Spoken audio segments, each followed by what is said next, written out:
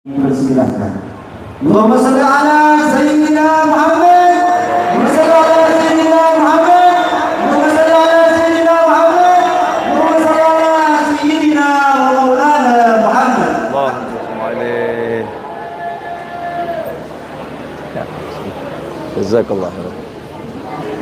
Al-Fatihah.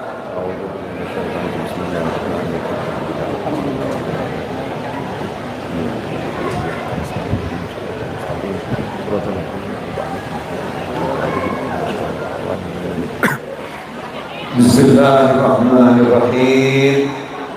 Alhamdulillahi rabbil alamin. Allahumma salli wa sallim ala sayyidina Muhammadin miftahi babi rahmatillah adada ma fi ilmillah. Salatan wa salaman daimain bi dawami mulkillah wa ala alihi wa sahbihi. Allahumma salli ala sayyidina Muhammadin salatan taftahu biha lana futuhal arifin wa tufaqihuna biha fid din wa ala alihi wa sahbihi. Assalamu alaikum warahmatullahi wabarakatuh.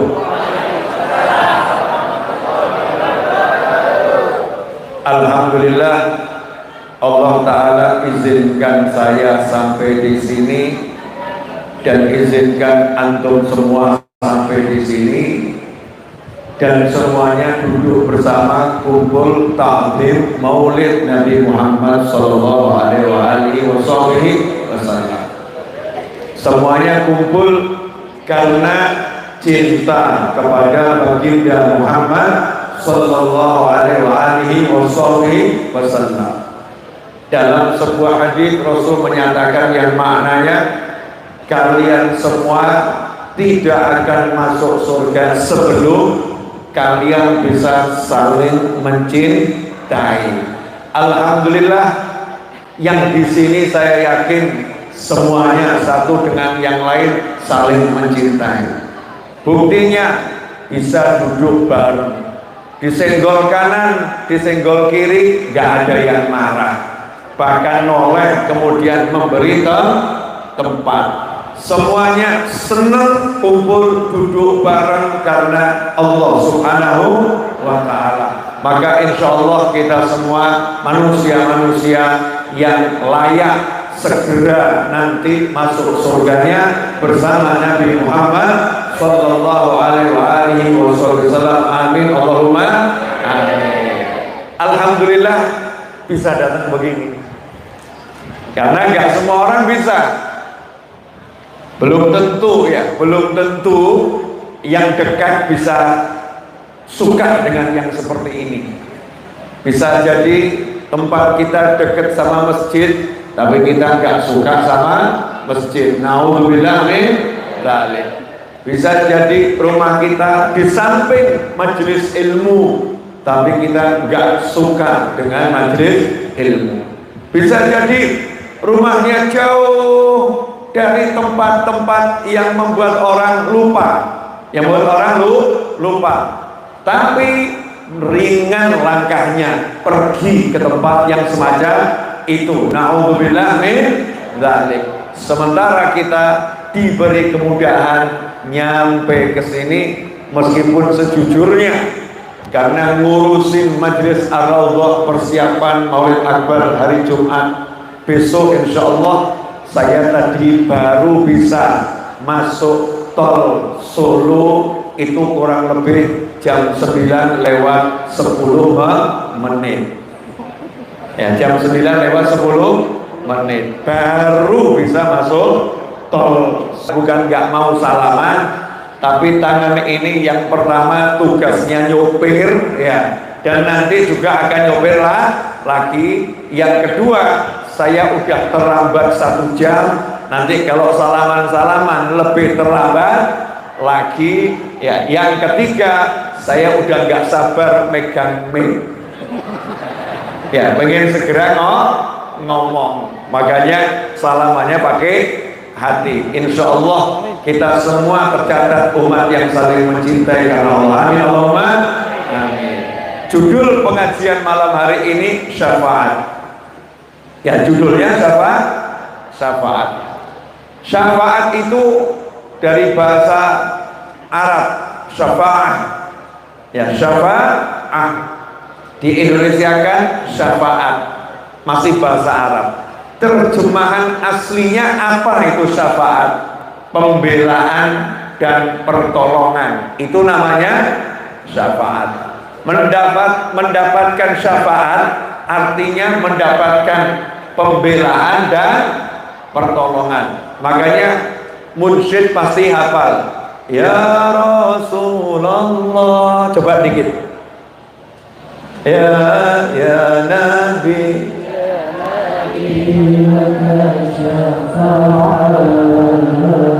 Wa hada matlabi ya Nabi. Ya Rasulullah. Ya Nabi. Ya Nabi. Laka syafa'ah. Wa hada matlabi ya Nabi. Lagu ini sering kita dendangkan, dan ini lagu yang sangat azim karena di situ kita lagi ngasih tahu semuanya. Ya Rasulullah. Suara saya bagus ya, cuman kalau diam lebih bagus, makanya saya serahkan munsyid yang ahli suara. Duhai Rasulullah sallallahu ya, tolong beri kami syafaat, isfa' lana, beri kami syafaat. Kenapa? Laka syafaat, yang ditunjuk sama Allah Ta'ala untuk memberikan syafaat yang paling agung, yang paling besar, yang paling lengkap adalah engkau Nabi Muhammad sallallahu alaihi wasallam. Isfa' lana, tolong beri kami syafaat. Hanya saja kita seringkali tidak paham apa itu makna syafaat. Syafi' itu orangnya, orang yang memberikan syafaat disebut syafi'. Bahasa Indonesianya syafi' artinya juru penyelamat, juru penyelamat yang ahli menyelamatkan, itu namanya syafi'. Baginda Muhammad sallallahu alaihi wasallam dijuluki sebagai Syafi'ul A'zam, juru selamat yang paling agung. Itulah baginda Muhammad sallallahu alaihi wasallam. Lantas apa pentingnya syafaat? Yuk kita bahas, insyaallah minimal 1 jam. Minimal ya Bu ya. Ya bisa lebih, nggak bisa kurang. Insyaallah. Bu, ditolong mau atau nggak mau? Contoh, ibu kenal sama salah satu anggota Banser. Ada pengajian, motor dilarang parkir di area pengajian. Banser yang mengamankan. Karena ibu kenal salah satu anggota Banser, ibu kemudian ngomong, tolong satu saja motor saya parkir di situ biar nggak jauh. Karena Bansernya tahu ibu ini ustazah, ibu baik, atau ibu sering masakkan orang-orang yang ngurus pengajian, maka anggota Bansernya bilang, siap sendiko dawuh, saya siap nolong ibu. Ibu nggak capek turun dari motornya yang ngurus Banser. Enak atau nggak enak? Enak atau nggak enak? Nah itu namanya ibu lagi minta syafaat sama Banser, Bansernya lagi jadi syafi' yang memberikan syafaat. Sementara yang lain mau parkir dilarang sama Banser. Akhirnya parkirnya jauh, muter, betul bisa parkir tapi jauh. Kenapa parkirnya jauh? Tidak mendapatkan syafaat. Ya, tidak mendapatkan syafaat, sehingga dia harus parkir jauh. Seandainya dapat syafaat, bisa parkirnya dekat. Baru urusan parkir, kalau dapat syafaat petugas, jadinya enak. Sampai di sini paham atau enggak paham? Paham atau enggak paham? Oke. Tapi Banser anggota tadi, ibu minta tolong lunaskan hutang saya 2 miliar. Jawabannya apa? Siap. Dungo. Karena sama-sama saya pun tidak memiliki uang sebanyak itu. Dungo. Saya doakan. Maka dikasih tahu sama anggota Banser untuk urusan ini, ibu minta syafaat sama fulan.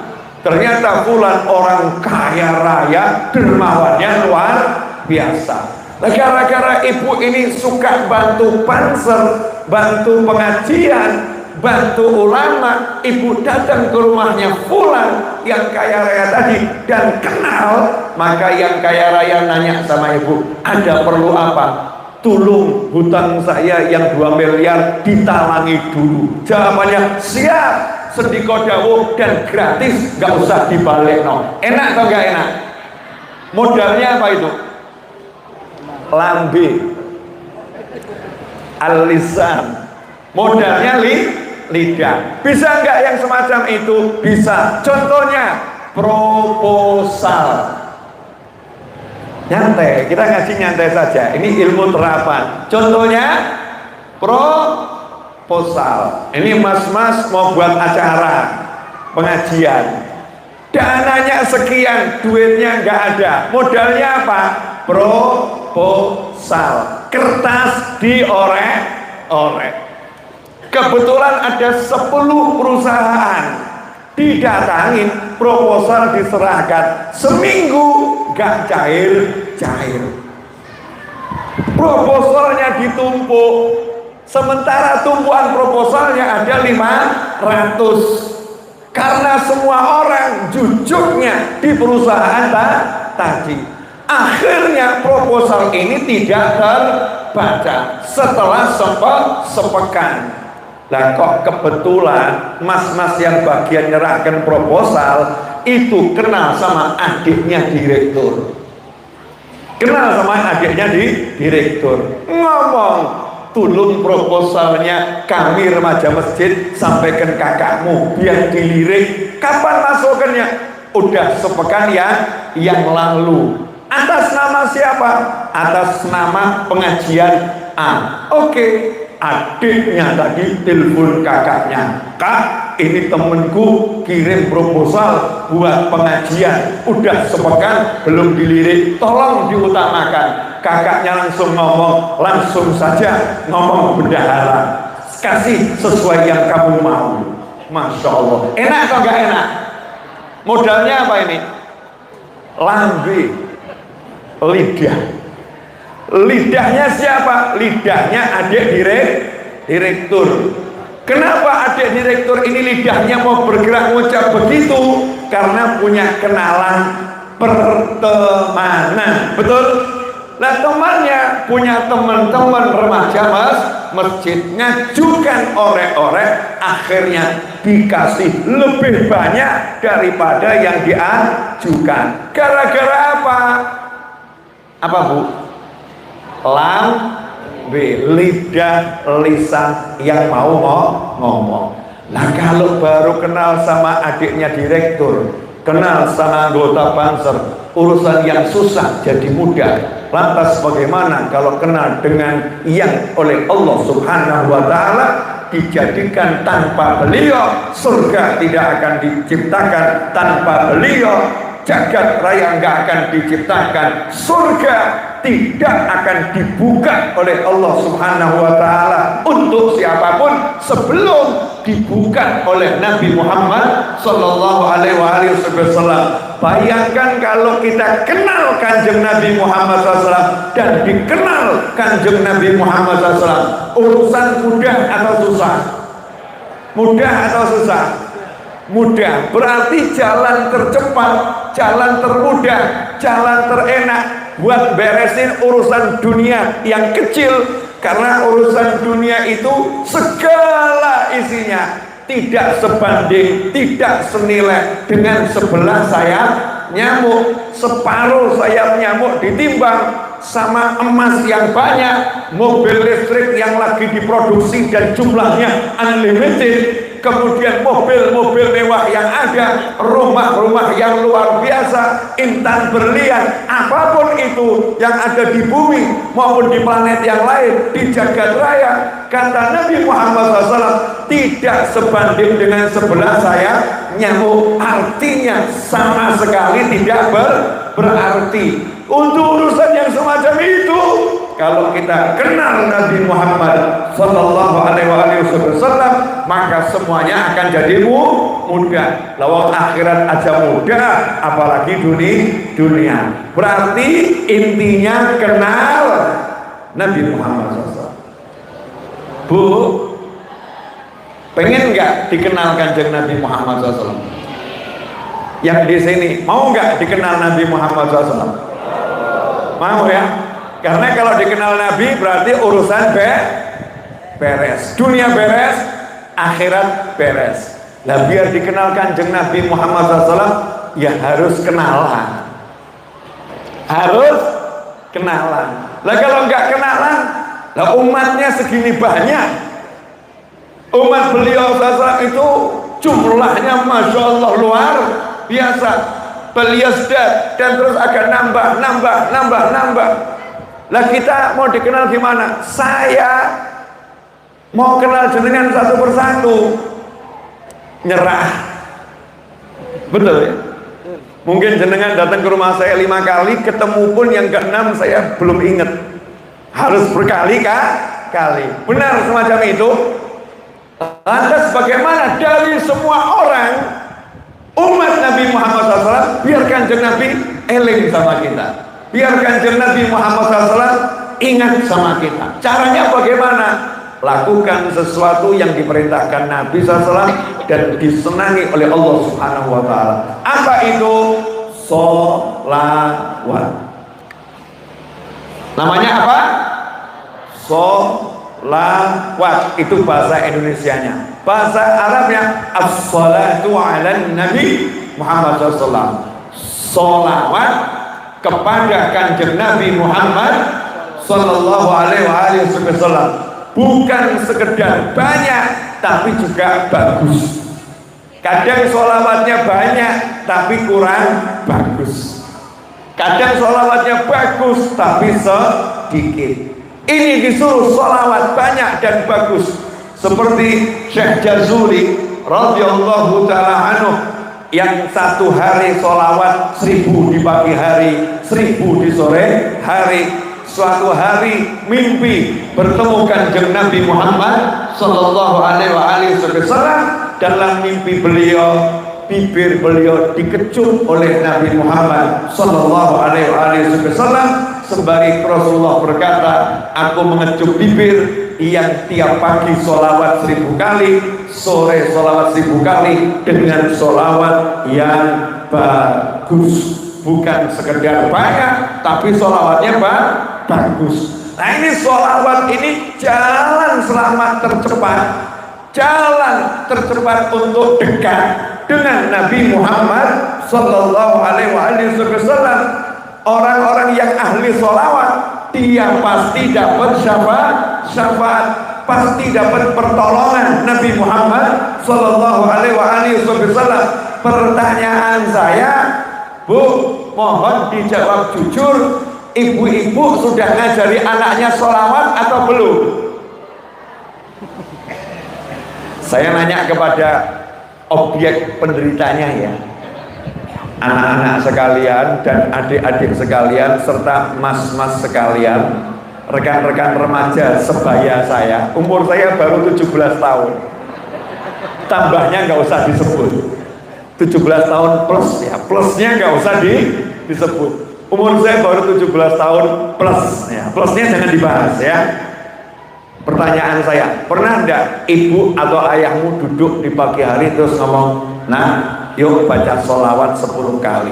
Karena Kanjeng Nabi SAW bersabda yang maknanya siapa pagi sholawat 10, sore sholawat 10 pasti dapat syafaatku. Bayangno yo nak, ditulung Kanjeng Nabi modale enteng, sholawat 10 esok, sholawat 10 sore. Pertanyaan saya, bapak ibumu pernah tidak duduk ngajari semacam itu? Ayo jujur.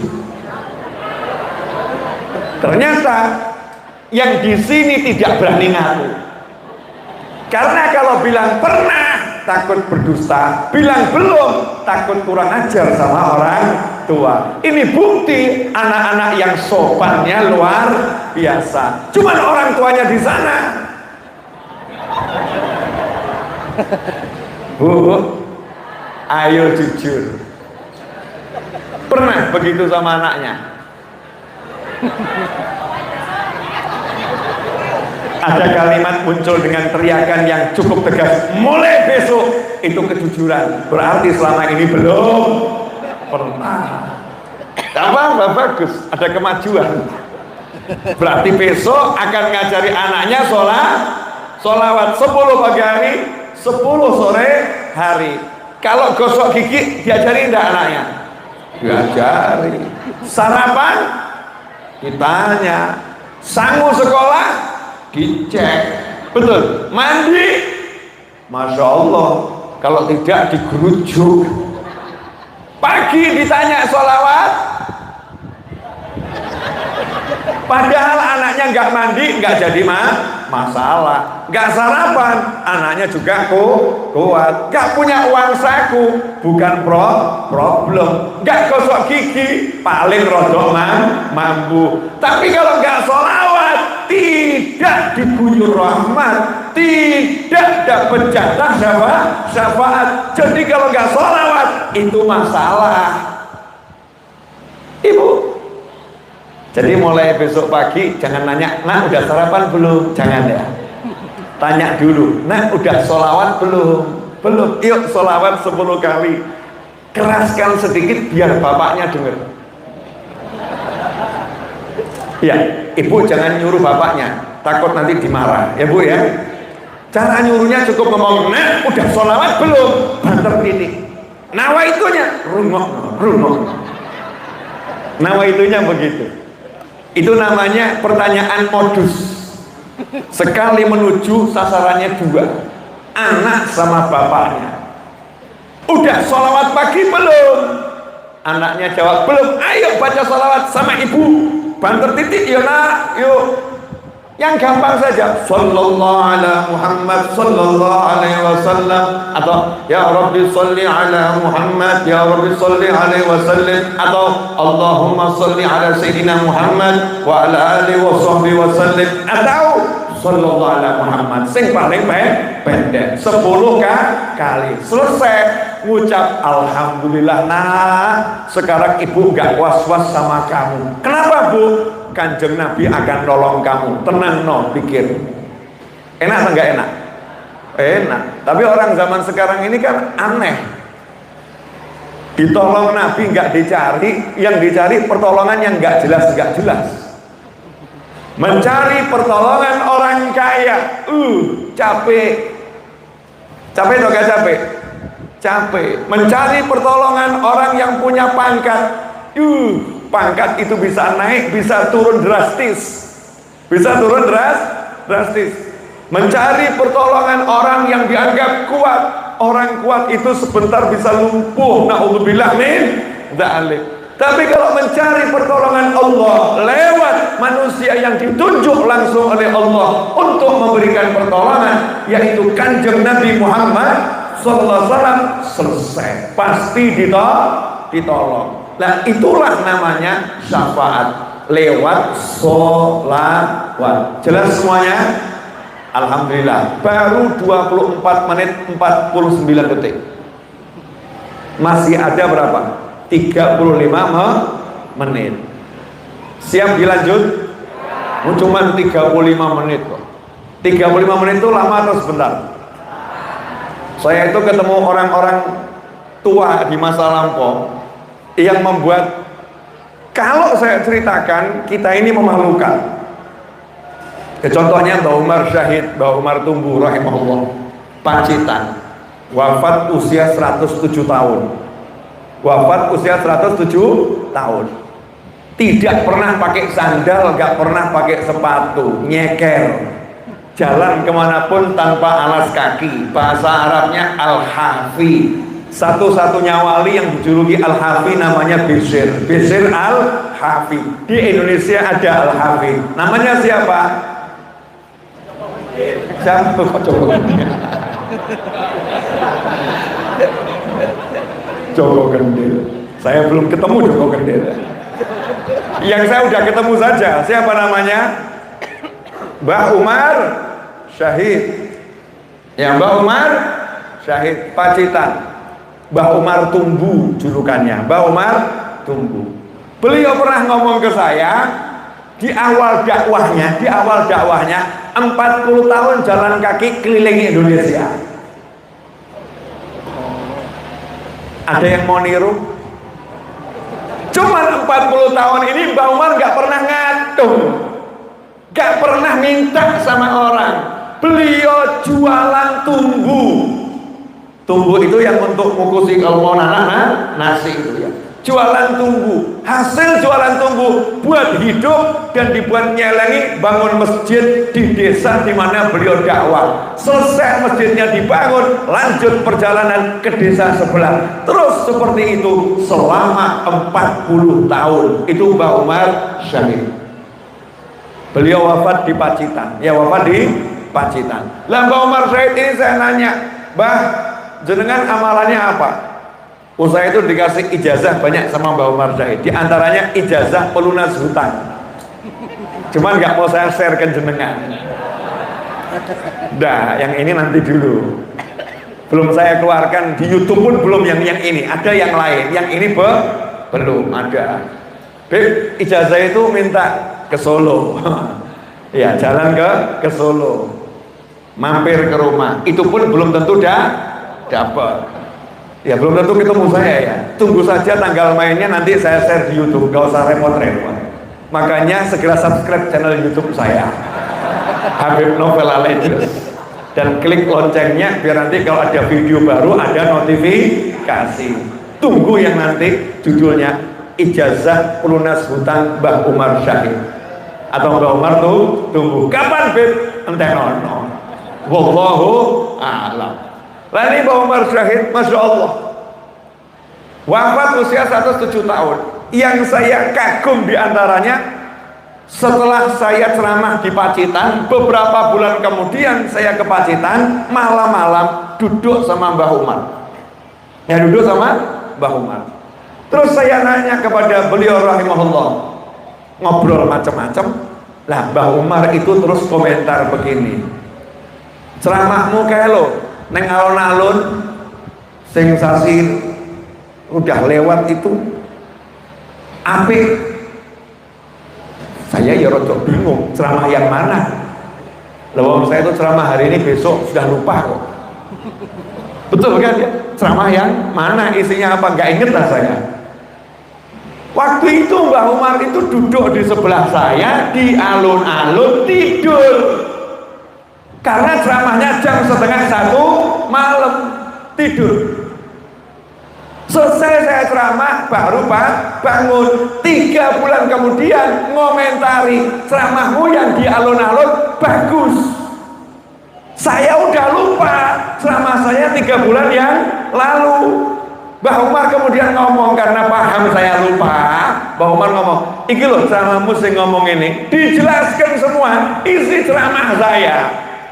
Lah sekarang ini jamaah pengajian ini nanti pulang sampai di rumah ditanya sama ibunya, Habibie ceramah apa? Bu, lali, raruh, syafaat. Pokoknya ngerti ini syafaat, sholawat, doa lunas hutang, tapi belum dikeluarkan udah. Isinya banyak yang hilang, lupa. Kenapa nih otak kita susah menghafal, hati kita susah menghafal? Karena enggak dipakai. Otaknya dipakai mikir yang ruwet-ruwet, makanya hidupnya ruwet. Mending wong edan. Ini keluar tema dikit, boleh ya? Saya emang rajin mengajarkan ilmunya orang gila, tapi jangan jadi gila. Insya Allah sehat semua. Hikmah dibalik kegilaannya orang-orang gila. Tolong renungkan ini. Memang subhanallah ajib betul. Orang gila itu kalau dalam bahasa syariatnya namanya apa? Hilang akal. Betul ya? Jadi santun, akalnya lagi gak ada, maka disebut gila, sehingga dimaafkan kalau akalnya gak ada. Orang gila itu sakti, gak bisa dihukum. Orang gila itu gak punya backingan. Orang gila itu gak punya kenalan orang pangkat. Orang gila itu gak punya kenalan, bahkan wali gak punya. Tapi dibela sama Allah Ta'ala, perbuatannya apapun dimaafkan, tidak boleh dihukum. Keren atau tidak keren? Keren ya, hebat ya orang gila ya. Jangan punya cita-cita jadi orang gila. Na'udzubillah min dzalik. Kemudian menarik sekali, ini renungan saya merenung gitu ya. Subhanallah ya, wong edan dia, masya Allah. Orang gila itu tidak perlu teman. Betul? Dia bisa bahagia walaupun sendiri, sehingga dimanapun dia berjalan, sendiri pun dia bisa tertawa. Sementara kita mau tertawa harus cari teman. Betul? Kita mau tertawa harus cari teman. Orang gila nggak butuh teman, dia bisa tertawa. Dan anehnya, kalau kita nggak punya teman, hidup kita susah tertawa. Banyaknya sendu, nangis, sumpah, hidupnya nggak enak. Kenapa? Orang duwe konco, orang no sing gelem be aku. Ada nggak yang model begitu? Ada. Orang gila, dia mendekati siapapun, yang didekati lari. Tapi orang gila nggak pernah sakit hati. Sementara kamu dijauhin sedikit udah sakit hati dan mikirnya pikiran yang negatif, sudzonnya luar biasa. Jadi mending mana, yang waras atau yang gila? Lanjut. Ini intermezzo sedikit. Iklan ya, iklan. Menyadarkan orang waras betapa hebatnya orang gila. Boleh lanjut? Ini kok dibahas wong edan tambah dosemen kabeh. Subhanallah. Orang gila tidak pernah punya jadwal makan. Sarapan, makan siang, makan malam, menu pembuka, menu penutup, diet, nggak ada. Orang gila itu konsepnya sederhana, lapar, makan, kenyang, berhenti. Betul? Kalau nggak percaya, sediakan untuk orang gila nasi 10 bungkus. Dia makan 50, kenyang, ya ditinggal. Bener. Sementara kita yang waras udah kenyang, enak, badok terus. Berarti sing edan sing ndi? Udah tahu perutnya penuh kok diisi terus. Waras apa edan? Sebentar, ayo dibahas, jangan kita menjelekkan diri kita sendiri.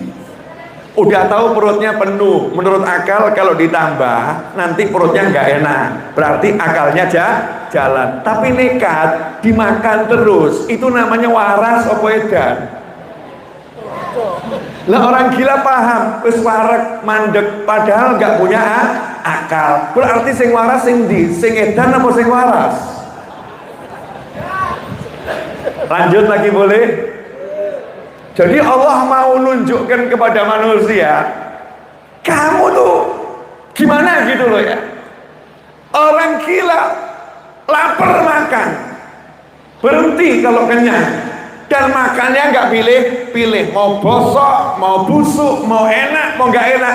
Konsepnya satu, mangan ki wareg, selesai. Betul? Sementara kamu sudah dimasakkan istrimu, masakannya enak, karena nggak selera, orang nafsu. Saya mau nanya, sing waras sing endi? Cemepak sate, cemepak gulai, sing masak bojo. enak. Terus ngomong sama istrinya, aku lagi gak nafsu, padahal lapar. Lah wong edan orang nosing cemepak, adanya kok nasi bungkus bosok, lapar, lep, kenyang, berhenti, gelegean sisa. Saya mau nanya, dalam kasus ini yang waras yang mana? Ternyata orang gila yang gak punya akal bisa menggunakan akalnya. Kalau lapar aku makan. Yang waras punya akal gak bisa menggunakan akalnya, karena aku gak selera, walaupun lapar aku gak makan. Edan pewarasi. Sabar, permainan ini belum usai. Ya belum usai, Bu. Betul ya Bu ya? Aneh enggak ini? Aneh ya? Yang waras, kita ini alhamdulillah waras, nikmat dari Allah Ta'ala. Dikasih makanan macam-macam dan makannya teratur, sehari 3 kali. Tapi begitu mudah darah tinggi, masuk angin, kolesterol, encok, A sampai Z. Tiap hari update status. Ambil boyok, kumat, lagi masuk angin. Tiap hari cerita ke depannya. Orang gila makannya sak kecekele, tapi nggak ada yang masuk angin, nggak ada asam urat, jalannya ya gagah-gagah saja. Betul. Oke, lanjut dikit ilmu orang gila. Nanti saya ambil poin pentingnya apa ya. Boleh? Orang gila gak punya temen, jalan sendiri. Orang lain nyingkir, kita bawa temen. Kadang-kadang justru yang lain gak mau nyingkir, menghadang. Kekuatan. Tapi orang sekuat apapun ngedepi orang gila, pilih mundur. Betul? Berarti orang gila itu kekuatannya diakui atau gak diakui? Diakui. Sekarang pertanyaannya, kenapa orang gila bisa sehebat itu? Jawabannya satu, ora tahu mikir. Ora tahu mikir. Kenapa kita jadi lemah? Kakean mikir. Orang gila dibuat sama Allah Ta'ala, dizikiri, diingat sama Allah Ta'ala, dijamin sama Allah Ta'ala. Nah sementara kita disuruh zikir, gak zikir, tapi kakean mikir, akhirnya hidupnya gak enak, sehatnya juga terganggu. Kenapa? Kelihatannya mulutnya diisi, perutnya diisi, tapi pikiran yang menggerogoti, pikiran yang gak enak. Na'udzubillah min dzalik. Nah, agar hati kita itu bersih, pikiran kita enak, maka salah satu caranya adalah dengan banyak sholawat. Ini bukan ilmu teori, praktekkan saja. Saya punya pengalaman banyak tentang sholawat, tapi saya nggak mau cerita karena setiap orang punya pengalaman sendiri. Praktekkan saja. Sholawat. Sekarang saya mau nanya kepada pemirsa dimanapun antum berada dan yang hadir di sini, hari ini kamu sudah sholawat berapa kali?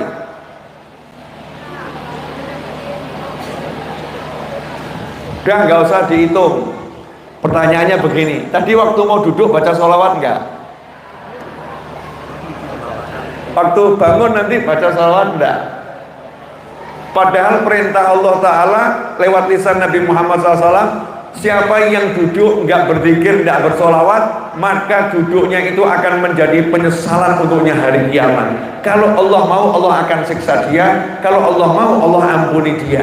Artinya ada 3 hal. Yang pertama, udah dijelaskan, nyesel lo nanti.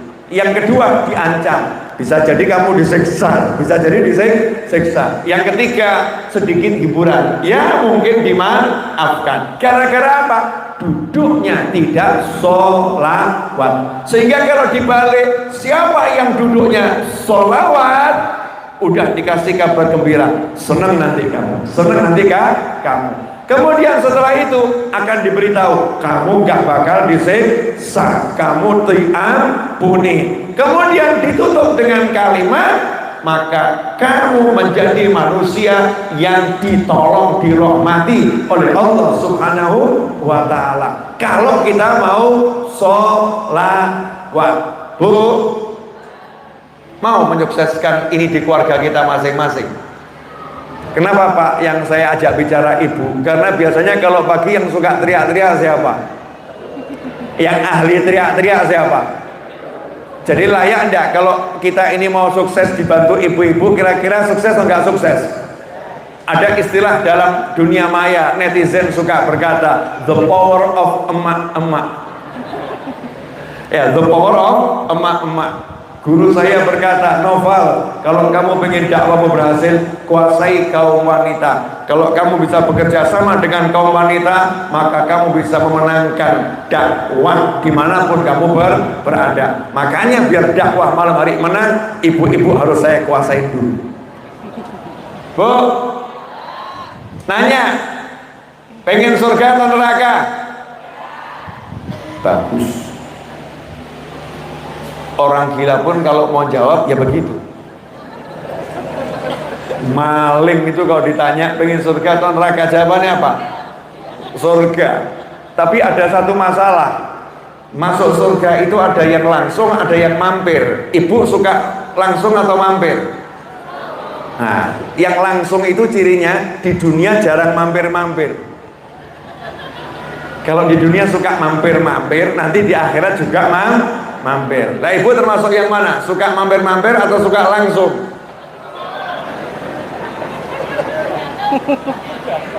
Bu, pernah enggak begini? Pak, saya izin pengajian. Pernah enggak? Ya. Setelah itu pulangnya enggak sampai-sampai. Sampai rumah ditanya sama suami, dari mana? Pengajian. Lah kok Yahmene lagi mulai? Jawabannya, oh tadi mampir dulu di mall ini.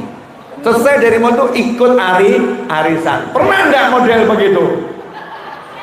Nah, kalau ibu suka mampir-mampir nggak izin suami, yang begini ini nanti akan membuat mampir ke neraka. Ngeri. Jadi ibu pengen langsung atau mampir? Jadi kalau pamitnya pengajian pakai mampir atau langsung? Pulangnya mampir atau langsung? Alhamdulillah Pak, ada kemajuan. Ada kemajuan. 43 menit, tinggal 17 menit. Lanjut atau sudah? Lanjut atau sudah? Nah, ini sekarang saya mau ngeduk ilmu cara menggunakan sholawat. Allahumma sholli alaihi. Sholawat tadi kan jelas mendatangkan syafaat, pertolongan ya. Ini rahasia, tolong jangan di-share. Rahasia. Perhatikan wahyunya Allah. Innallaha wa malaikatahu yusalluna 'alan nabi ya ayyuhalladzina amanu sallu 'alaihi wa sallimu taslima. Allahumma shalli wa sallim wa barik 'alaihi wa 'ala alihi. Ayat ini insyaallah kita hafal semua. Kenapa? Minimal setiap khutbah Jumat pasti dengar. Setiap khutbah Jumat pasti dengar. Allah mengumumkan, ini pengumuman dari Allah Subhanahu wa ta'ala. Kepada siapa? Seluruh umat manusia, khususnya kita yang percaya kepada Allah, percaya kepada Nabi Muhammad SAW, percaya surga itu ada, percaya neraka itu ada. Orang-orang yang beriman, Allah berkata, tenang loh.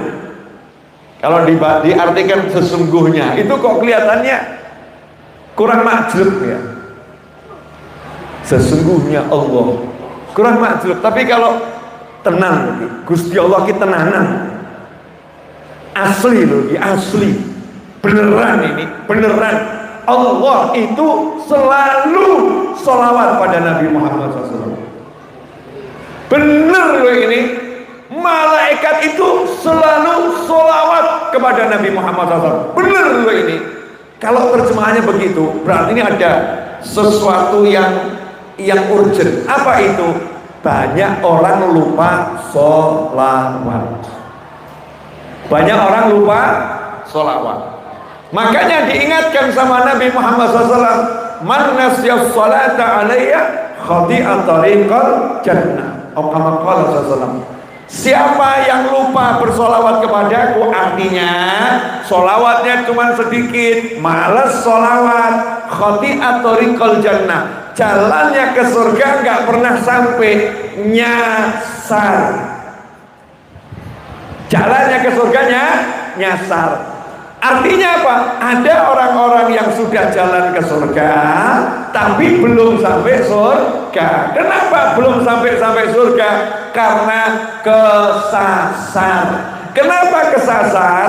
Lawang Allah solawat terus, malaikat solawat terus, dan Allahnya suruh perintahkan yang beriman, hei yang sholat, hei yang puasa, hei yang haji, hei yang zakat, hei yang umrah, hei yang sedekah, hei yang tahlil, hei yang tasbih, hei yang takbir, hei yang tahmid, hei yang baca Al-Quran, hei yang suka nolong orang. Siapapun kamu yang beriman dan beramal soleh, semuanya banyak salawat dan salam kepada Nabi Muhammad sallallahu alaihi wasallam. Allah ngomong begitu, terus kita santai-santai saja mengabaikan solawat, meremehkan solawat, ngenderno oleh yang ngaji. Aku nggak butuh solawat, yang penting aku baca Al-Quran. Iki kurang ajar.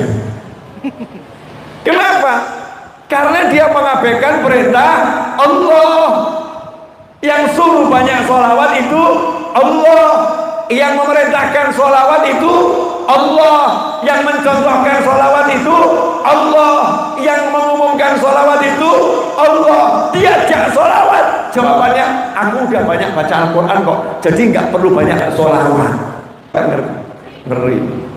Kesan pertama kali kita bener ngedelno Al-Quran, ternyata kesasar, nggak nyampe surga dia karena melupakan sholawat. Dia ajari lagi, kamu baca sholawat, kumpul sama orang yang suka sholawat. Jawabannya, aku udah banyak sodakoku bisa nolong aku, jadi aku nggak butuh sholawat. Ini yang model begini. Berarti dia lagi nantang Allah. Aku yang nyuruh kamu sholawat, kok kamu bilang gak butuh sholawat? Sedekah saja, tapi jangan meremehkan sholawat. Kamu harus mengandalkan sholawat, kamu harus mengutamakan sholawat, kamu harus ngajak orang sholawat seperti aku ngajak kamu, seperti malaikat ngajak kamu. Contoh aku, Allah Ta'ala ngajak sholawat, maka kita juga disuruh ngajak sholawat. Sampai di sini jelas? Aman, tenang, ini belum dijelaskan. Baru nerjemahkan ayat.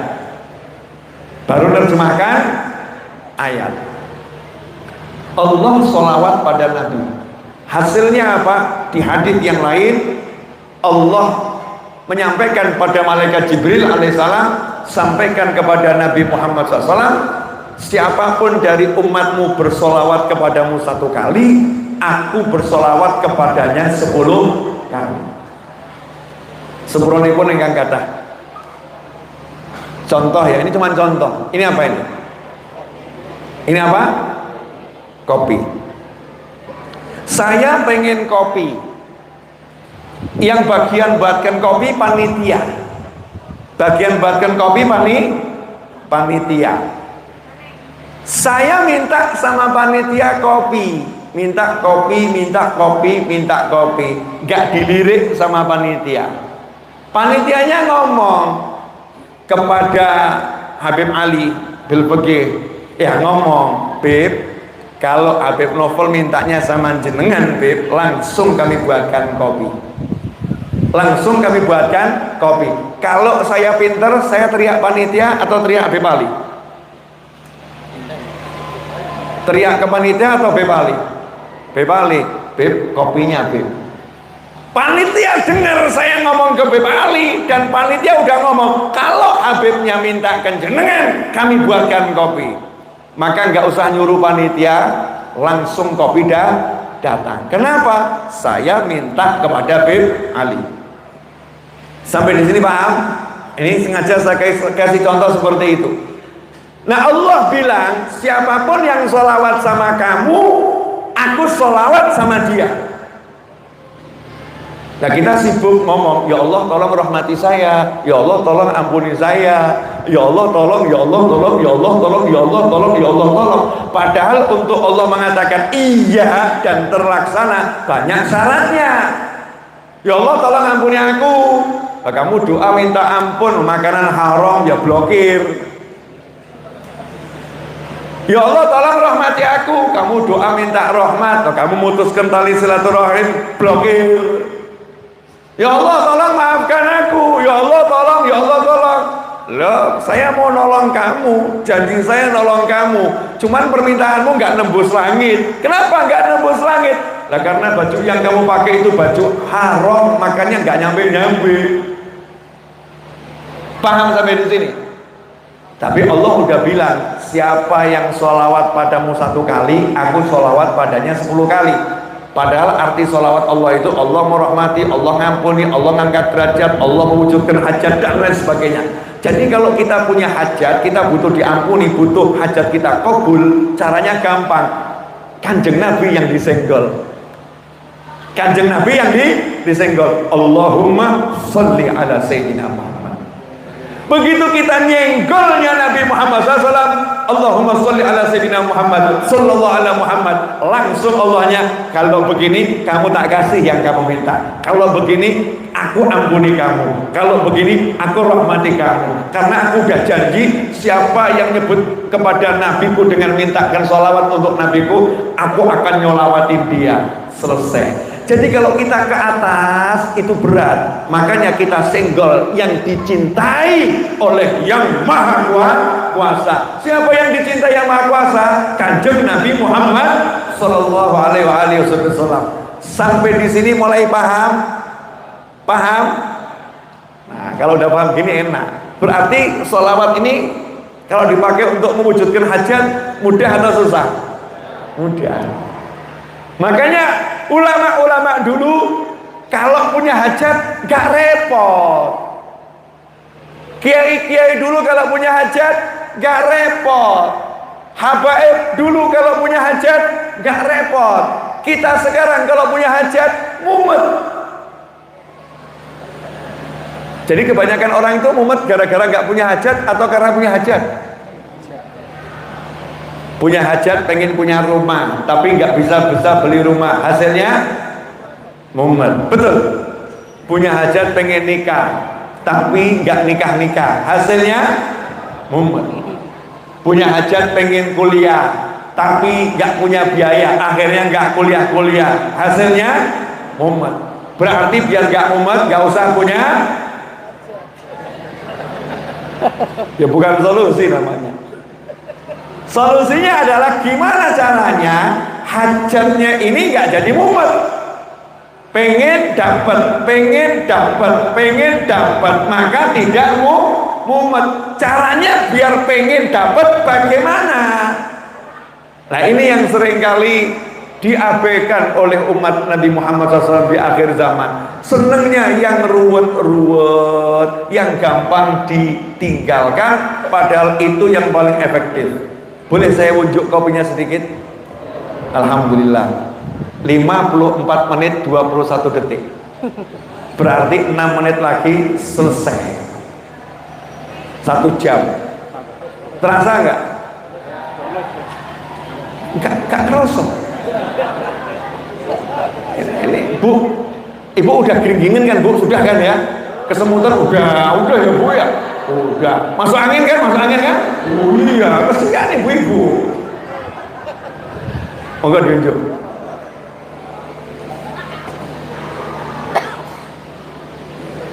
Masya Allah.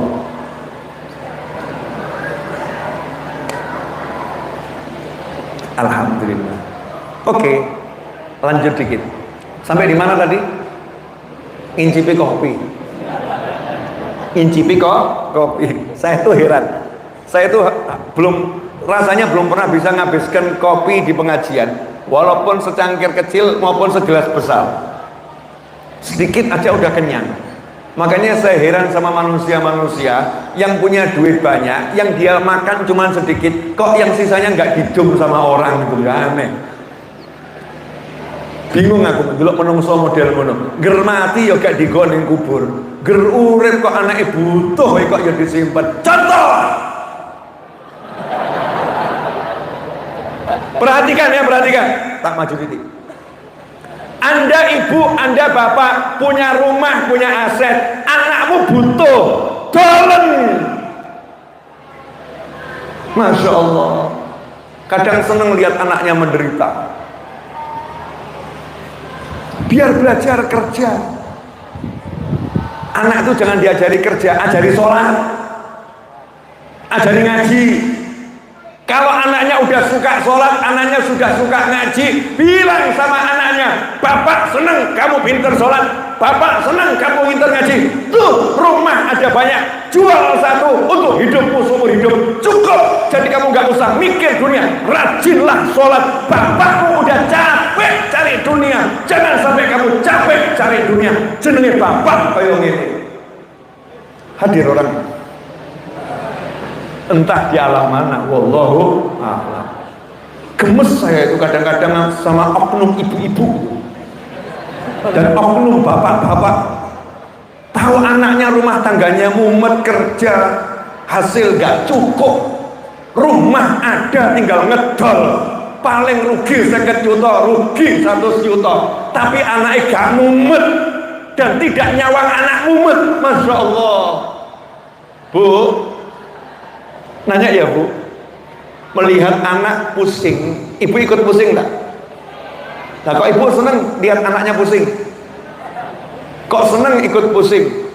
Padahal kalau ibu jual emas-emasan, nyenak, pendol, modal kerja, anaknya enggak pusing. Akhirnya ibu enggak mikir anak pusing. Ini buat yang punya aset tadi loh.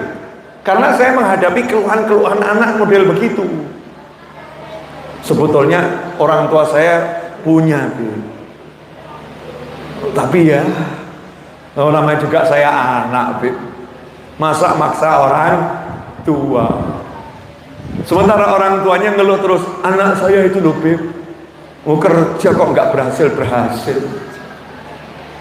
duit kok nggak punya, sehingga cucu saya itu ya kurang seneng hidupnya. Lah saya nyawang, lah duitmu akeh kok ini, uangmu banyak, kenapa kok nggak kamu cuk ke anakmu? Bu, maaf ya Bu ya, ini juga di luar tema, kok ujuk-ujuk saya ngomong begini. Mungkin ada di antara yang hadir entah di alam mana yang lagi mengalami seperti yang saya sampaikan. Minta kepada Allah, tolong Habib Novel yang menyampaikan, tolong Habib Novel menyampaikan. Siapa tahu orang tua saya sadar. Cuman saya kasih tahu ya, al-bakhilu, orang yang pelit itu obatnya susah. Orang pelit itu sama dirinya sendiri aja pelit, apalagi sama orang lain. Mau cerita anekdot orang pelit dari almarhum ayah saya, diriwayatkan oleh almarhum kakek saya. Mau ceritanya Bu? Ada orang pelit, paling pelit satu kota, dikenal dengan kepelitannya, pelit pol. Jadi satu kota paham ini orang pelit, sehingga nggak ada yang berani dekat. Orang pelit tadi menikah, Masya Allah. Orang ini kayanya luar biasa, plus pelitnya luar biasa. Menikah, istrinya hamil, ngidam kepala kambing. Ngomong ke suaminya, Mas, aku ngidam kepala kambing. Apa kata suaminya? Siap, demi anak di perut, si pelit ini mau belikan kepala kambing. Istrinya kaget, dungare. Ternyata untuk mencari kepala kambing, dia jalan kaki. Kenapa? Naik dokar, bayar, belum beli kepala kambing, udah rugi di depan. Pola pikirnya orang pelit. Jadi kalau ada ibu-ibu model begitu, berarti bibit-bibit. Enggak ya Bu, itu namanya ngirit ya, ngirit. Antara ngirit sama pelit itu kan beda tipis. Hemat sama pelit itu kan beda tipis. Jalan kaki ke pasar, sampai pasar nanya, di mana yang jual kepala kambing di situ? Yang jual kepala kambing ngomong, karena tahu ini orang pelit, jangan beli di sini, rugi kamu. Kenapa? Di pasar sana tempat saya kulaan lebih murah, 5.000 rupiah. Terima kasih atas informasinya. Orang pelit tadi jalan kaki lagi, pindah ke pasar yang lain. Sampai di sana yang jual kepala kambing ngasih tahu, jangan beli di sini, mahal. Pasar sana, itu saya kulaannya di sana, diskon 5.000 lagi. Orang pelitnya bahagia, rezeki nomplok. Belum beli kepala kambing, udah untung 10.000. Udah untung 10.000. Jalan kaki, hujan terus. Akhirnya ngiyup di bawah rumah mewah. Dia pun kaget, kok ada orang lebih kaya dari aku ya. Waktu ngiyup seperti itu, tiba-tiba pintu dibuka, yang punya rumah keluar, nawari, silahkan masuk, jangan di luar ya, silahkan masuk. Baju saya basah, nggak apa-apa, silahkan mandi dulu, udah saya siapkan itu di kamar mandi, ganti untuk bapak, hadiah buat kamu. Terima kasih. Orang pelit berpikir rezeki nomplok, belum beli kepala kambing udah dapat baju dan celana baru. Masya Allah, orang pelit. Selesai disuguhi makan, yang punya rumah suguhannya sate, gulai, di antaranya ada kepala kambing.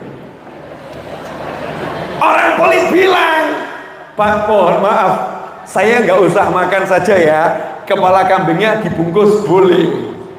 Orang yang sugih lomo tadi berkata, oh jangan khawatir, makan saja semua di sini. Mau berapa di belakang masih banyak. Masya Allah, orang pelit berpikir rezeki nomplok, udah gratis dan banyak. Akhirnya orang pelit penasaran. Mas, saya mau nanya, bisnisnya apa sih? Kok ngedung duitnya gampang? Jawab ini orang tadi, sebetulnya rahasia, cuman karena bapak ini ya orang asing, gak apa-apa saya berbagi rahasia. Kerjaan saya itu menikahin janda-janda yang ditinggal mati oleh suaminya, dengan catatan suaminya kaya raya alias janda kaya. Orang pelit tadi berpikir, jangan-jangan istriku udah masuk di daftarnya. Nanya lagi, gimana caranya bapak menikahi janda-janda tadi? Ya saya kumpulkan data pria-pria kaya di seluruh negara ini. Di setiap kota itu pria kayanya siapa, saya data, terutama yang udah rodok lanjut usia. Nah saya tunggu tanggal matinya. Maka saya akan gunakan segala kemampuan saya nanti untuk merayu istrinya, sehingga saya menjadi orang yang kaya karena punya istri janda yang jatuh cinta. Oh terima kasih ya, saya pulang dulu. Enggak, dihabiskan makan, enggak cukup kepala kambing yang tadi dibawa pulang. Sampai di rumah, tiba-tiba orang kaya tadi berubah sikap. Masya Allah, sedekah beras, lomo, makan, belanja ini. Istrinya kaget, Mas, beberapa hari ini aku kok melihat perubahanmu yang drastis. Udah banyak kiai saya datangkan, habib saya datangkan, ustadz saya datangkan, pengajian diselenggarakan, kamu tuh jujur, tetap pelit. Nah, tapi kemarin cari kepala kambing kok pulang sadar, ini gara-gara apa? Kok jadi lomo? Dikira istrinya sudah sadar suaminya, ternyata jawabannya, aku nggak mau nanti kalau aku mati meninggalkan harta banyak terus kamu bahagia dengan pria lain. Jadi sebelum aku mati mau tak habiskan hartaku ini, biar nanti kalau kamu jadi janda yang miskin. Masya Allah, berarti masih pelit atau nggak pelit ini? Pelit. Nah, ada orang tuh bakhil. Orang pelit ini kira-kira dicintai atau dimusuhi? Orang pelit itu dicintai atau dimusuhi? Dimusuhi, ya. Orang pelit itu kira-kira disenangi atau dijauhi? Dijauhi. Makanya Allah berkata lewat Nabi Muhammad SAW, orang yang pelit itu jauh dari Allah, jauh dari surga, jauh dari masyarakat, dekat dengan neraka. Di antara makna pelit yang sejati adalah yang disebutkan oleh Kanjeng Nabi Muhammad SAW. Al-bakhilu man dzukirtu indahu falam yusalli alayya. Orang yang pelit adalah orang yang ketika aku Nabi Muhammad SAW disebut-sebutkan di hadapannya, dia berat untuk bersolawat kepadaku, enggan bersolawat kepadaku, maka dia orang yang pelit. Shallu ala nabi. Jadi orang pelit itu orang yang berat solawat. Maka kalau dibalik, orang yang rajin solawat, orang yang dermawan. Orang yang dermawan itu bagaimana? Dekat dengan Allah, dekat dengan masyarakat, dekat dengan surga, jauh dari neraka. Makanya orang yang rajin sholawat dekat dengan Allah, dekat dengan surga, sehingga hajatnya itu gampang terlaksana. Karena itulah para kiai terdahulu ngajarin. Maka saya suarakan terus sekarang ini, biar anak-anak muda kembali ke jalannya para kiai, para habaib tempo dulu dalam mewujudkan hajat. Gak usah pusing-pusing. Kalau kamu punya hajat, baca surat Yasin 41 kali, hajatmu kabul. Mundur teratur. Yai, berat yai. Yasin 41 kali. Untungnya ada paket hemat. Ada enggak yang lebih ringan? Ada. Apa? Nariyah. Sholawat nariyah 4.444 kali. Yai, bisa ditawar enggak? Masya Allah. Akhirnya diganti sama yainya. Ada. Dah, ini yang paling ringan. Apa itu? Sholawat munjiah. Berapa kali yai? 1000 kali. Aduh yai, 1000 kali munjiah yai. Berat. Nah ini aneh ini. Nah kalau pergi dari satu tempat ke tempat yang lain cari solusi nggak berat. 24 jam keliling kota nggak berat. Lawang cuman duduk silo di rumah, nggak usah keluar kemana-mana, bahkan boleh sambil ngopi, cari ruangan ber-AC juga oke, siapkan makanan enak juga oke. Yang penting selesaikan itu munjiah 1000 kali, hajatmu kabul. Kok dibilang susah? Yang mengeluarkan bensin capek-capek keliling dibilang nggak susah. Mana yang aneh? Mana yang aneh? Makanya saya nggak mau repot-repot, capek-capek ngalor ngidul ngetan ngulon. Ya saya yang ngalor, yang ngidul, yang ngetan, yang ngulon. Saya ya usaha, ya saya jual buku, ya saya juga jualan kopiah, ya saya juga usaha. Tapi saya nggak mau mengandalkan usaha, rugi. Kenapa? Lah kapan hajat saya akan kabul? Lawang untungnya buku sama ruginya banyak ruginya. Untungnya jual buku buat nyuguhi pengajian sekali tekor, rugi. Makanya saya pakai jurus sholawat munjiah. Jenengan kalau lihat di YouTube Majlis Ar-Raudhah, sebelum mulai pengajian pasti itu ada apa? Baca ya Yasin. 41 kali lebih. Wong 1000 orang ajak baca bareng kok. Betul kan ya? Setiap di pengajian saya awali dengan Yasin dulu berjamaah. Setelah itu sholawat 10. Ada 10 jenis sholawat yang saya baca berjamaah. Setelah itu lanjutkan munjiah sampai saya keluar. Sekian ribu orang, belum lagi yang di TV, YouTube-nya masing-masing, handphonenya masing-masing munjiah. Makanya ada orang nanya, Beb, jenengan kalau punya hajat kok gampang keturutan, resepnya apa? Sholawat. Mudah ditiru. Kalau saya bilang, oh saya cerdas, Oh, saya punya kenalan yang banyak. Kamu susah niru, betul kan ya? Cari kenalan dulu. Tapi kalau dibilang sholawat, semua orang bisa niru. Semua orang bisa ngamalkan. Yang penting mau yakin atau tidak. Yakinlah, jalankan sholawat ini.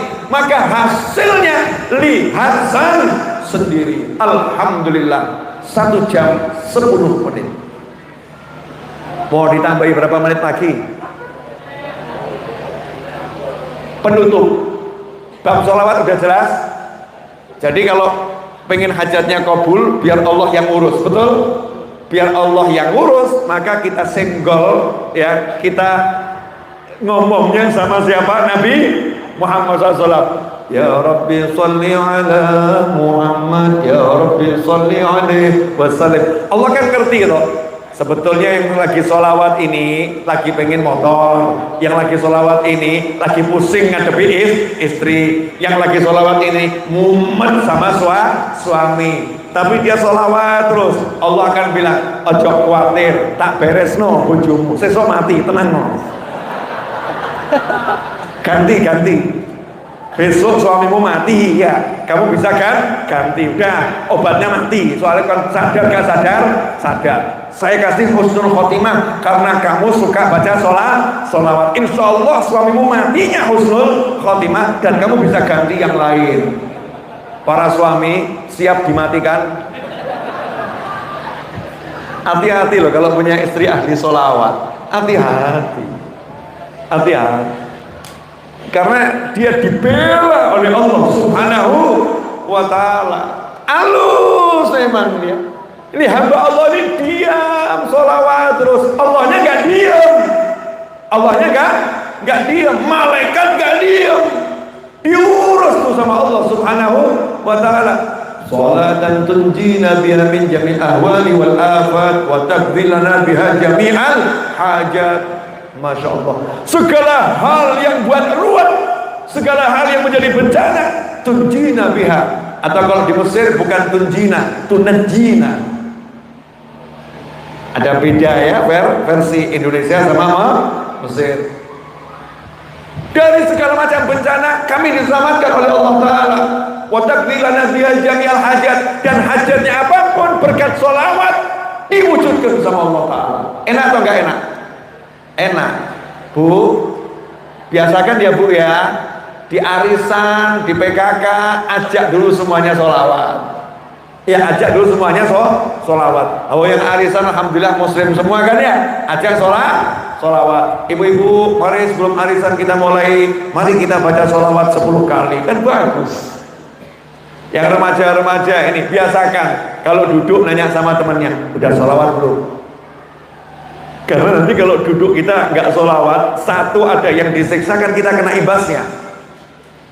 Satu ada yang kena masalah, kita kena imbasnya. Maka kita ingatkan yang lain, udah sholawat atau belum? Sholawatnya seseorang menyebabkan Allah bersholawat kepadanya. Artinya Allah mengampuni dia, merahmati dia, mengangkat derajatnya, mengangkat segala halnya. Karena itu kendarai ini sholawat pagi sore, waktu duduk, waktu bangun, paksakan dulu, nanti ajaib. Waktu kita diam tiba-tiba mulut kita sholawat sendiri, sampai kita kaget, ih kok sholawat, sampai kita kaget. Kitanya akan disadarkan oleh mulut kita. Kalau udah kita latihan menyadarkan mulut kita untuk sholawat. Sampai di sini jelas? Ya, penutup. Amanatnya seorang waliullah yang bernama Habib Ali bin Ja'far Al-Idrus Batu Pahat, Malaysia, rahimahullah. Sekitar tahun 2008 saya bertemu dengan beliau memberikan wasiat kepada saya, amanat untuk disampaikan kepada semua orang. Ya, disampaikan pada semua orang, sampaikan ke orang-orang.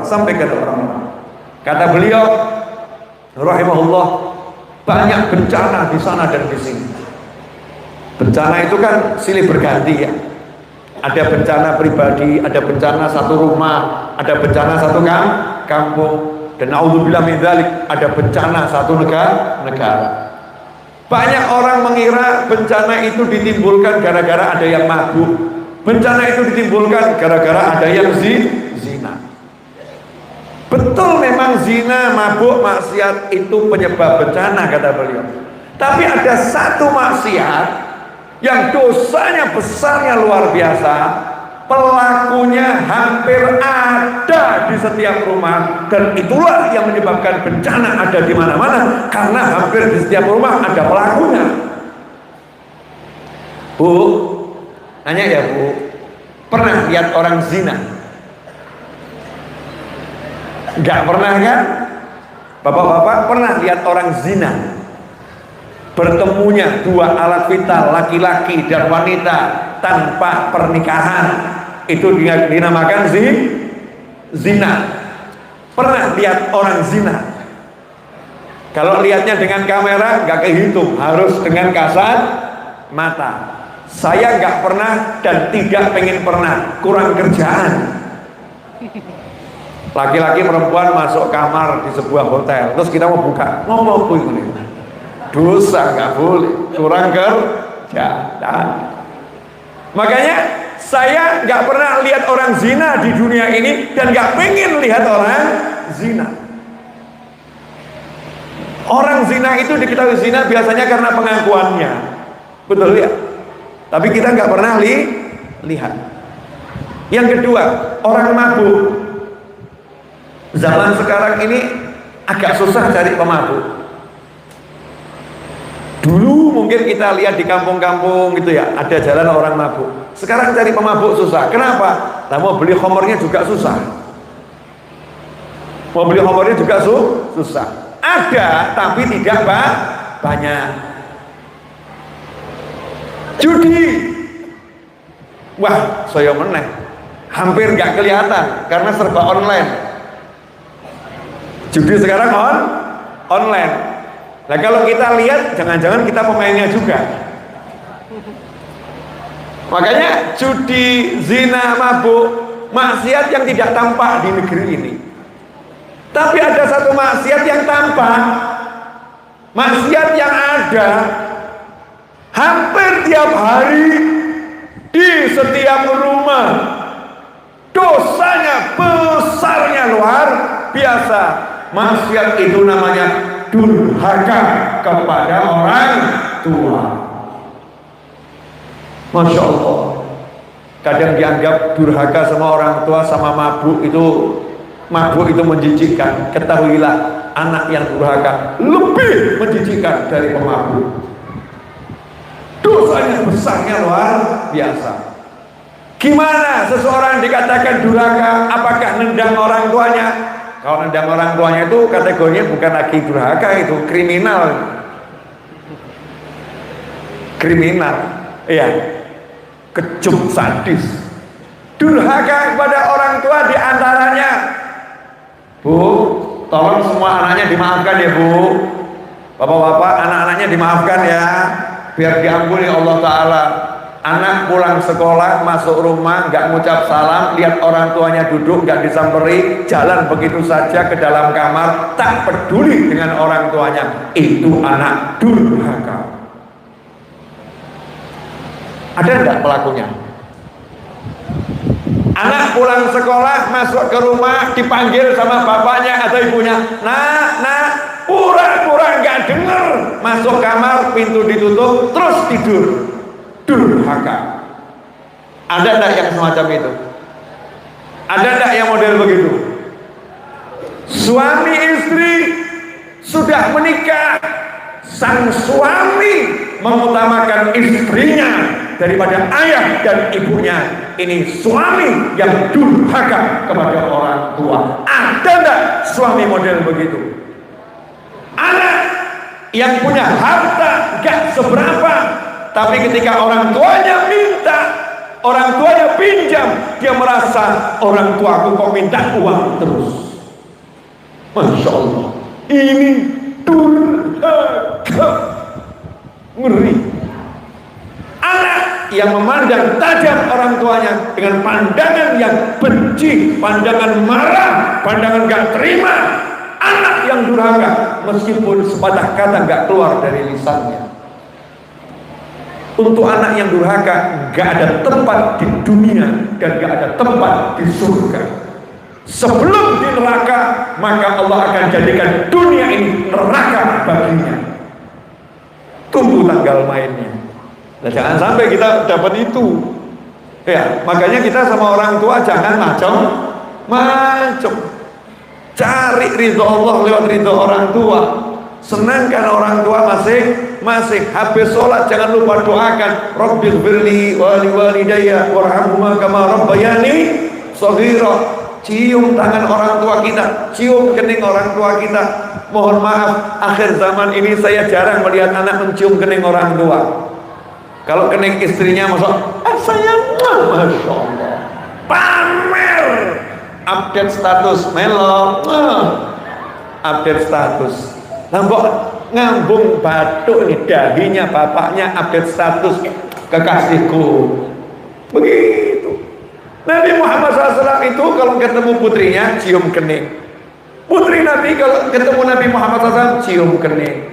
Zaman sekarang hampir gak kelihatan. Betul Ibu? Betul Bapak-bapak? Betul anak-anak? Karena kita semua anak, kita punya orang tua. Nah, ini bahaya kalau gak diperbaiki. Makanya saya minta diri saya pribadi dan antum semua, yuk kita sadar orang tua itu number one. Mohon maaf, saya ini ustadz ngajar, apalagi saya turunan Nabi Muhammad SAW, Habib.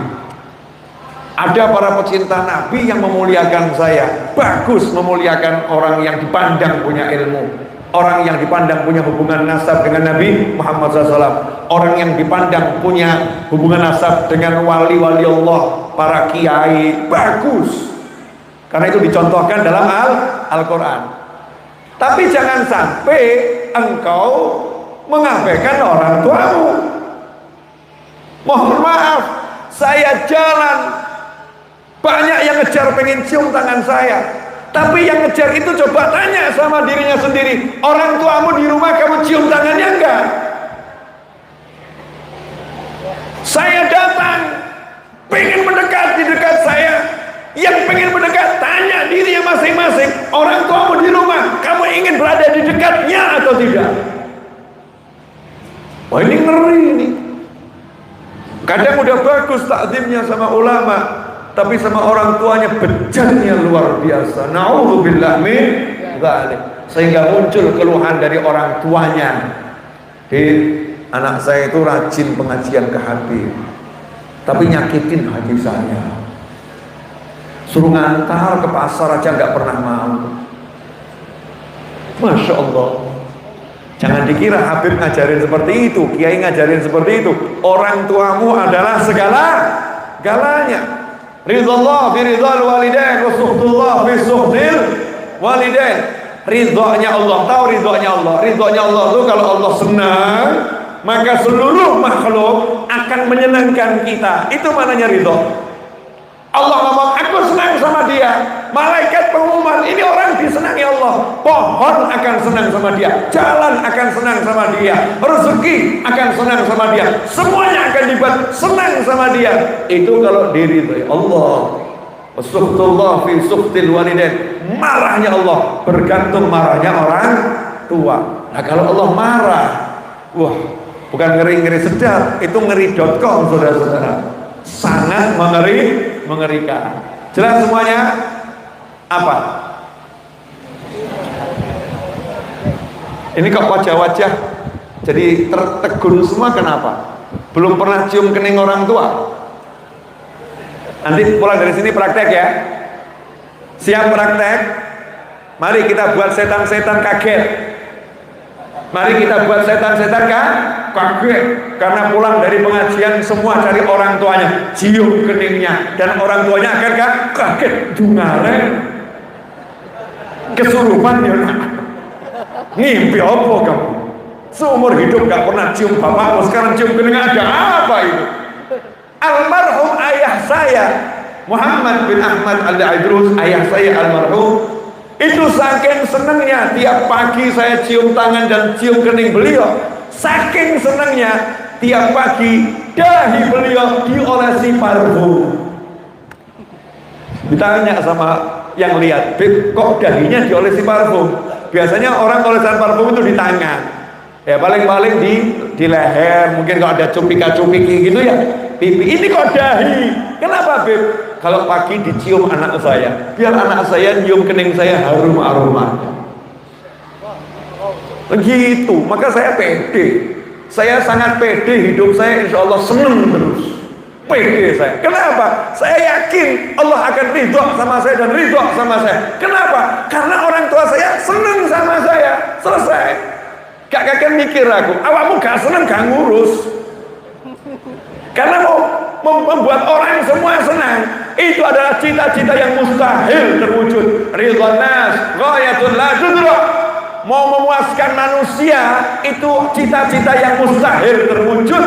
Tapi kalau memuaskan Allah mudah caranya. Senangkan orang tuamu, Allah senang sama kamu, Allah puas sama kamu. Buktinya Nabi Muhammad SAW manusia yang paling sempurna, manusia yang paling hebat, manusia yang paling habib, yang paling baik semuanya Nabi Muhammad SAW. Tapi yang benci jalan terus, yang gak suka jalan terus, yang ingkar jalan terus. Walaupun disodorkan akhlak Nabi yang luar biasa, yang gak suka ya gak suka.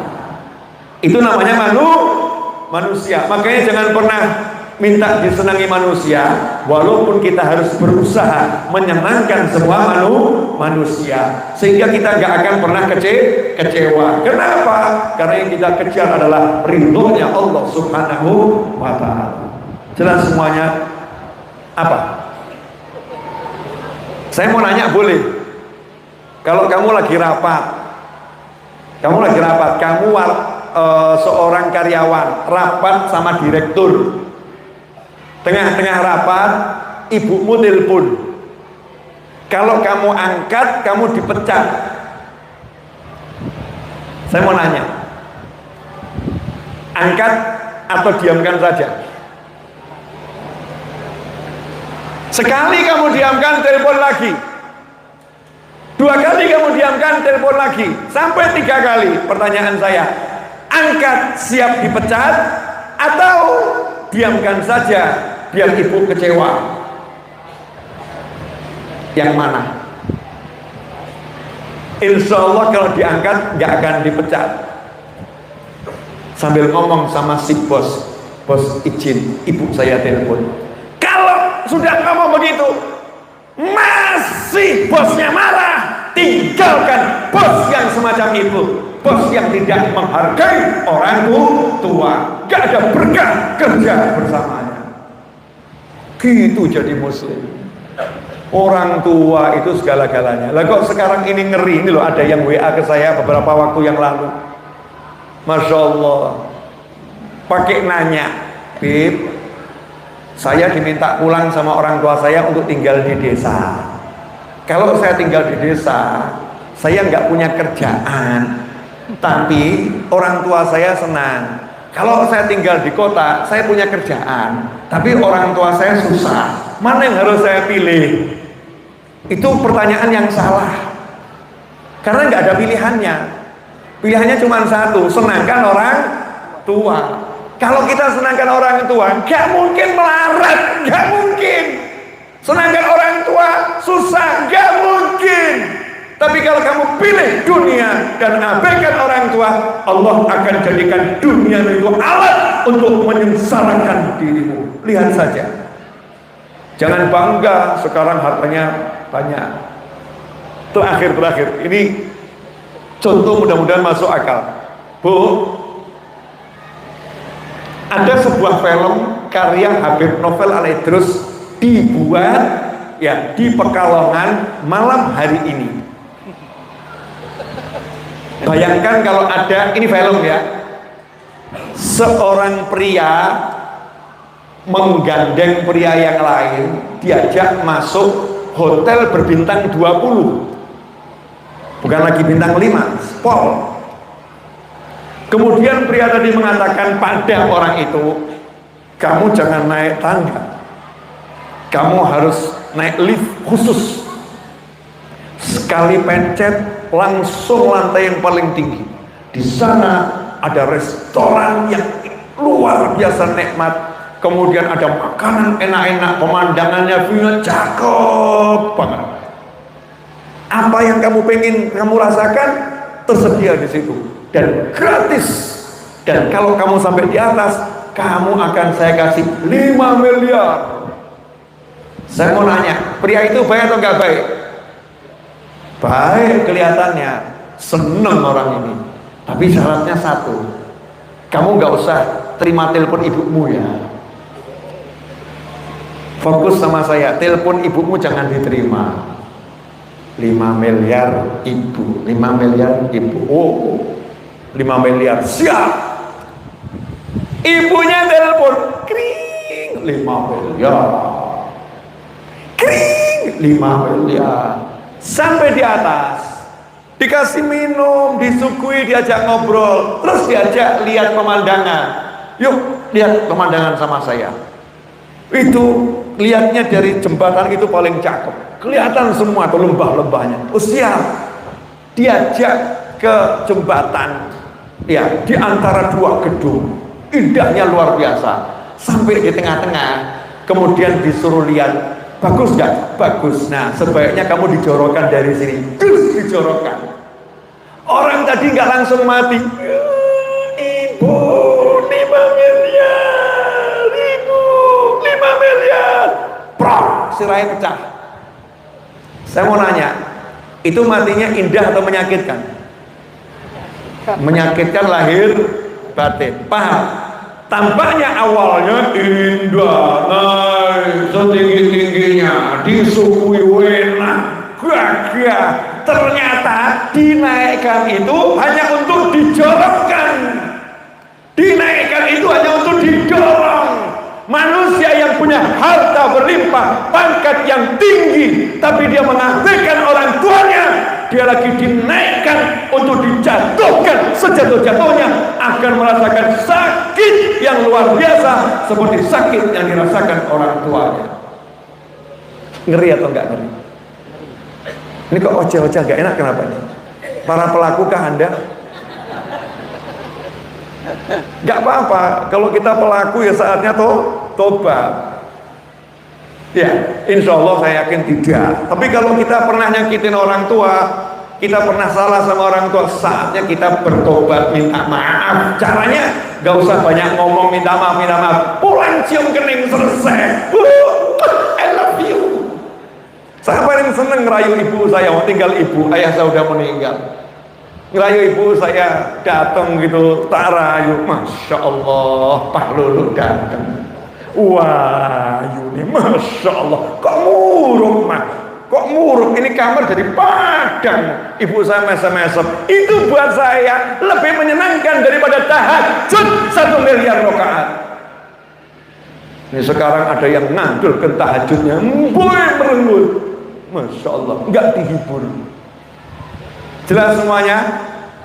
Lah yang tahajud membuat cemberut orang tua saja nggak kanggo, apalagi membuat cemberut gara-gara nonton bioskop, pergi ke alun-alun, iya, motoran keliling dan lain sebagainya. Naudzubillah min dzalik. Jangan susahkan hati orang tua dengan perbuatan kita sehari-hari yang melukai jiwa. Mudah-mudahan kita menjadi anak yang berbakti pada orang tua kita masing-masing. Bismillahirrahmanirrahim. Alhamdulillahirabbil alamin. Allahumma shalli wa sallim ala sayyidina Muhammadin wa ala alihi wa ashabihi ajma'in. Ashraqal badru alaina wa ikhtafa badru tamami. مثل حسن ما رأينا في العراقين والشام ربي فاجعل مجتمعنا غايته حسن الختام واعطنا ما قد سألنا من عطاياك الجسام واكرم الأرواح منا بلقاء خير الأنام وابلغ المختار عنا من صلاة وسلام اللهم اغفر لنا ولوالدينا اللهم اغفر لنا ولوالدينا وارحمهما كما ربيانا صغارا ربنا هب لنا من ازواجنا وذرياتنا قرة اعين واجعلنا للمتقين اماما يا Fattah, Ya Razzaq, Ya Ghani, Ya Mughni. Allahumma qfina bihalalika an haramika wa aghnina bifadlika amman siwak. Ya Allah, tolong jadikan orang tua kami bahagia dunia, bahagia akhirat. Ya Allah,